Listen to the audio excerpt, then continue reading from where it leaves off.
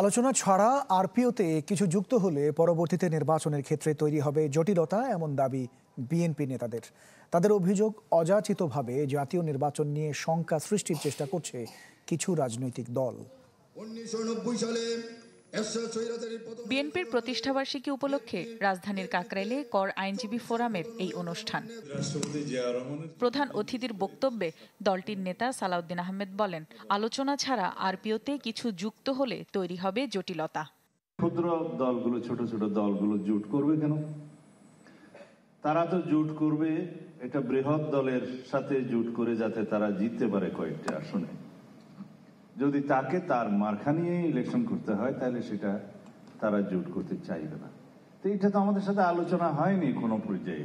এইরকম অমূলক সংস্কারগুলো যদি আমরা আইনে নিয়ে আসি কোনো আলাপ আলোচনা ব্যতিরেকে, পরে জটিলতা হবে। পরে ঢাকেশ্বরী মন্দিরে হিন্দু সম্প্রদায়ের নেতাদের সাথে মতবিনিময় করেন।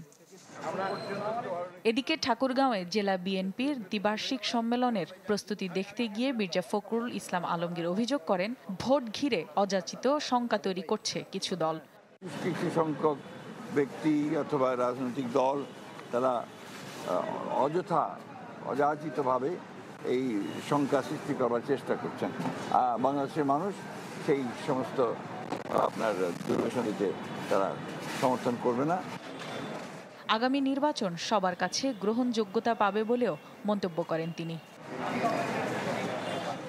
রওশন আরা তানিয়া, চ্যানেল 24।